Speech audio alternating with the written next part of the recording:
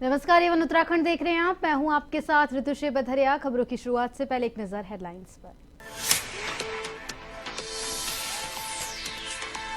उत्तराखंड के बच्चों में तेजी से बढ़ रहा कुपोषण। 4 सालों में 2.5 गुना बढ़ी अति कुपोषित बच्चों की संख्या। बाल विकास मंत्री रेखा आर्या ने जताई चिंता।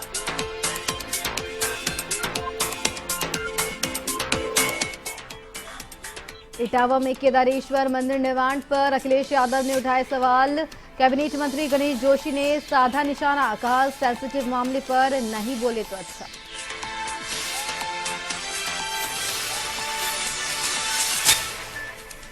विकासनगर में अवैध मदरसों पर सरकार की कार्रवाई जारी। प्रशासन ने 63 अवैध मदरसे किए चिन्हित। कार्रवाई से अवैध मदरसा संचालकों में मचा हड़कंप।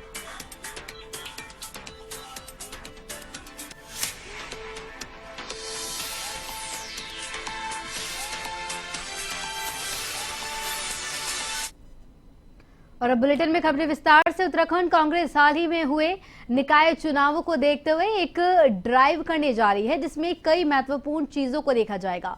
इसको लेकर कांग्रेस की दिल्ली में बैठक भी हुई। प्रदेश अध्यक्ष करण मेहरा ने कहा कि कुछ निगमों में 20 ऐसे लोगों को चिन्हित किया जाएगा जिनके वोट कटे या बदले गए हैं। उनकी वजह जानी जाएगी, वहीं चाहे वो आरटीआई के माध्यम से जानी जाए और किसी बीएलओ ने इसके लिए नोटिस दिया था, वो सब जानकारी ली जाएगी और इसमें जो भी दोषी है उनके खिलाफ सख्त से सख्त कार्रवाई की मांग की जाएगी।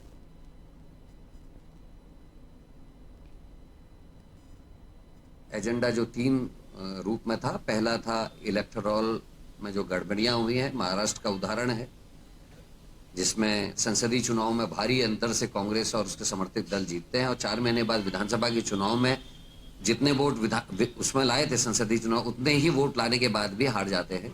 तो उसके पीछे के कारणों पे जांच हो रही है और मैं प्रसन्न हूं इस बात को लेकर कि गुजरात और उत्तराखंड को 2 मॉडल राज्य के रूप में लिया गया, जहां इस पे हम लोगों को सघन कार्यक्रम। विकासनगर में अवैध मदरसों पर सरकार की ताबड़तोड़ कार्रवाई जारी है।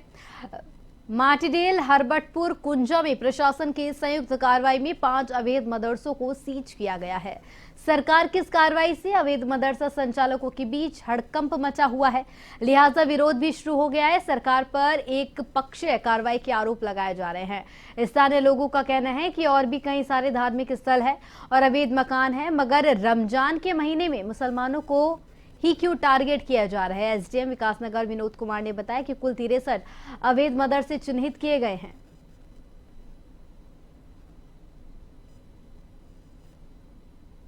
तरफा कार्रवाई हो रही है, इसमें तो कोई मतलब ये किसी की सलाह मशवरा कुछ ऐसा कोई नोटिस नहीं आया, कुछ नहीं आया। रमजान शरीफ का महीना चल रहा है, कम से कम एक नोटिस तो भेजना चाहिए था। तो एक भी मदरसा अवैध नहीं है, सब पंजीकरण है।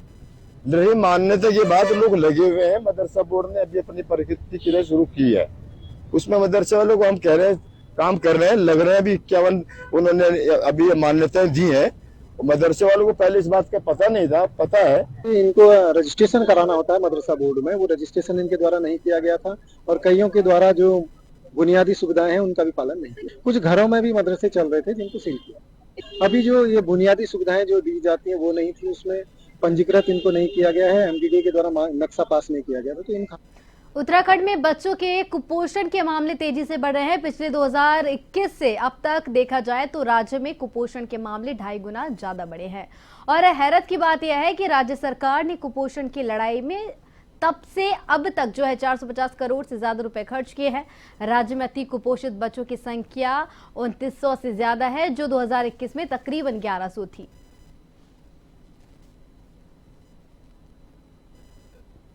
कुपोषण को लेकर जो आंकड़े आज अखबार के माध्यम से संज्ञान में आए हैं, निश्चित रूप से चूंकि विभाग के अंतर्गत में हमारी सारी योजनाएं जो पोषण से संबंधित है, वो सारी लड़ाई ही जो है कुपोषण के लिए है।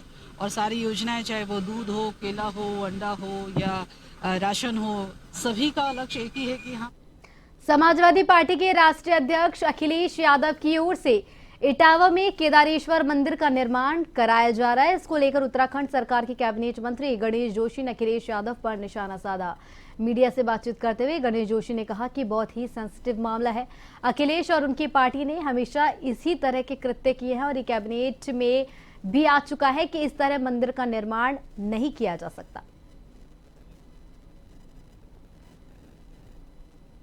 अखिलेश और उनकी पार्टी ने इस प्रकार की हरकतें की हैं और अब सरकार इसका संज्ञान लेगी। जब सरकार ने इस चीज को कैबिनेट से पास किया था कि इस प्रकार का कोई भी मंदिर कहीं भी देश में, केदारनाथ हमारे आस्था के, केदार बाबा हमारे आस्था के बिंदु, आस्था के केंद्र नहीं बनना चाहिए, क्योंकि मीडिया के माध्यम से संज्ञान।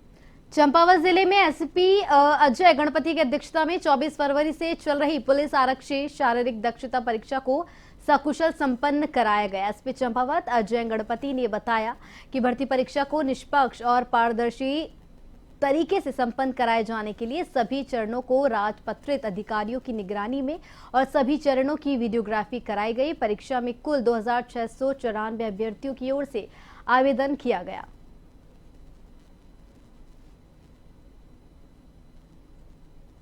कुल 2694 इतने अभ्यर्थी आवंटित हुए थे। उनमें से 2037 अभ्यर्थियों ने इस परीक्षा में उपस्थिति दर्ज की, जिसमें से 1548 अभ्यर्थियों द्वारा ये परीक्षा सफल तरीके से पास की गई।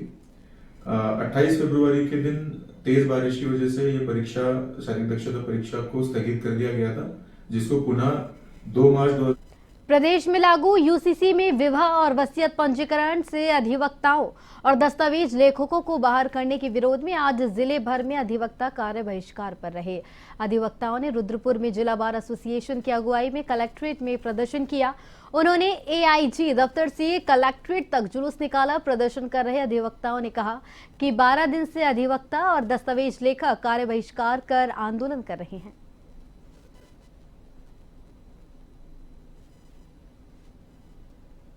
कुछ जो कानून अभी लागू किए गए जिसमें यूसीसी में और उसमें कानून लागू किए जिसमें अधिवक्ताओं की जरूरत नहीं पड़ेगी, ऑनलाइन सारा काम हो जाएगा। जिसमें रजिस्ट्री हो गई और जन्म प्रमाण पत्र है, मृत्यु प्रमाण पत्र है, जो कि रजिस्ट्रार ऑफिस में जो हमारे लेखक, जो काम करने वाले लेखक थे और जो अधिवक्तागण वहाँ पे बैठते हैं, ये उन लोगों का सब।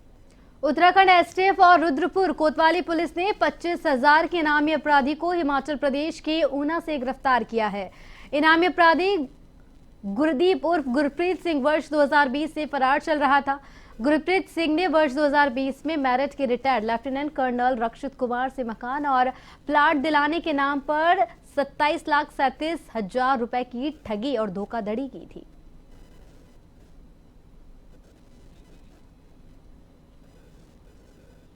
हल्द्वानी के 26 वार्डों में सीवर और नई पेयजल लाइन डालने के दौरान पुरानी पेयजल लाइन क्षतिग्रस्त होने के मामले में अधिशासी अभियंता पेयजल ने यूयूएसडीए को पत्र लिखा। उन्होंने पेयजल आपूर्ति बाधित होने पर नाराजगी जताई और अवगत कराया कि 60 वार्डों में खुदाई के दौरान पेयजल लाइन क्षतिग्रस्त हुई है और अब आम जनता पेयजल के लिए परेशान है।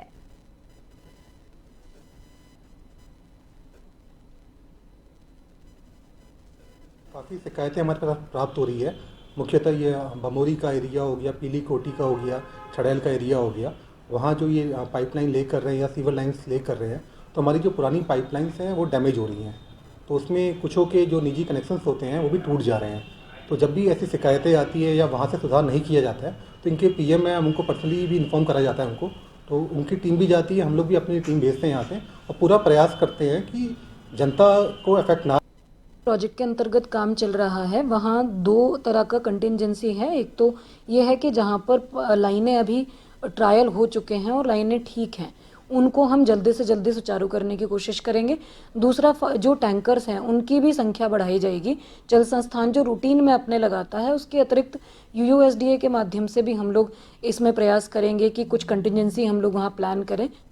टिहरी गढ़वाल क्षेत्र देवप्रयाग विधानसभा क्षेत्र के कीर्तिनगर में एसडीएम पद पर पंकज भट्ट की नियुक्ति कर दी गई है। एसडीएम पद का कार्यभार संभालने वाले पंकज भट्ट 36वें उप जिलाधिकारी होंगे। एसडीएम की नियुक्ति की मांग को लेकर स्थानीय जनता, सामाजिक संगठनों से जुड़े लोग और जनप्रतिनिधि 3 माह से मांग कर रहे थे। नवनियुक्त एसडीएम पंकज भट्ट ने कहा कि जनता की समस्याओं का निराकरण करना उनकी प्राथमिकता होगी।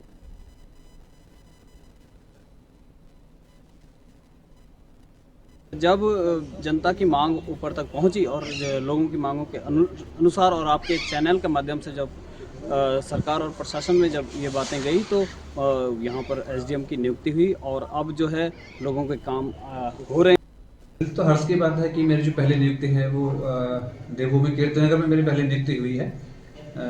3 महीने से यहाँ पे एसडीएम का पद रिक्त था, तो इस क्रम में जो है माननीय जिलाधिकारी महोदय द्वारा मुझे यहाँ पे भेजा गया। तो मेरी जो प्राथमिकता यहाँ पर रहेंगी, अभी हमारा 4 धाम सेशन स्टार्ट होने वाला है, तो उसके अंतर्गत जो तैयारियां अभी हमें करनी है, जैसे 2 मई को केदारनाथ धाम के हमारे कपाट खुलने वाले हैं, तो उससे पहले जो जितने 4 धाम यात्रा से संबंधित जो तैयारियां हैं तो उनका मैं जायजा लूंगा। सबसे पहले तो मैं क्षेत्र का भ्रमण करूंगा। उधम सिंह नगर के जसपुर कोतवाली क्षेत्र के तहत नेशनल हाईवे 94 पर फिर 74 पर फिर तेज रफ्तार का कहर देखने को मिला। एक अनियंत्रित गाड़ी ने 2 बाइक सवारों को टक्कर मार दी। इस हादसे में एक बाइक चालक की मौके पर ही मौत हो गई, जबकि दूसरा बाइक चालक गंभीर रूप से घायल हो गया। डॉक्टरों ने उसे हायर सेंटर रेफर किया है। मौके पर पहुंची पुलिस ने गाड़ी को कब्जे में लिया और मामले की जांच पड़ताल शुरू कर दी है।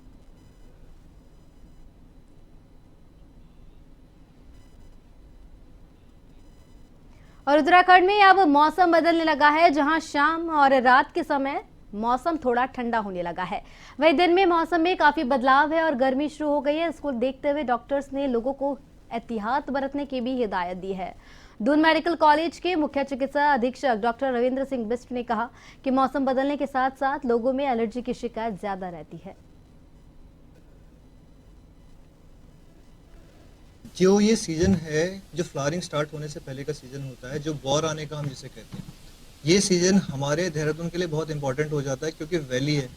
वैली में जितने भी पोलन ग्रेन से सस्पेंडेड पार्टिकल्स होते हैं वो इकट्ठे होने लग जाते हैं, तो एलर्जी की जो शिकायतें बहुत बढ़ जाती है इस सीजन में, चाहे वो लीची के वजह से हो, चाहे आम के वजह से, या जितने फ्लावरिंग हमारे यहाँ हो रही है। और वहीं प्रयागराज महाकुंभ संपन्न हो चुका है। महाकुंभ में सुरक्षा और कानून व्यवस्था संभालने वाले जवान भी अपने अपने गंतव्य को रवाना हो चुके हैं। कुंभ में उत्तराखंड के एसडीआरएफ जवानों ने भी ड्यूटी दी। मंगलवार को सीएम धामी ने सीएम आवास में महाकुंभ में ड्यूटी देने वाले एसडीआरएफ जवानों से मुलाकात की और उन्हें सम्मानित किया। महाकुंभ प्रयागराज में सेवाएं देने पर एसडीआरएफ की टीम को सीएम धामी ने बधाई दी। उन्होंने कहा कि जिन लोगों ने यूपी के महाकुंभ में अपनी सेवाएं दी है, उनका अनुभव उत्तराखंड के हर बड़े आयोजन में काम आएगा। कुंभ को भव्य रूप में आयोजित करने में मदद भी मिलेगी। प्रयागराज महाकुंभ से हमारे जवानों का आत्मविश्वास बढ़ा है, इससे भीड़ का कुशल प्रबंध करने में सफल होंगे। सीएम धामी ने एसडीआरएफ को 5 लाख का चेक देकर सम्मानित किया।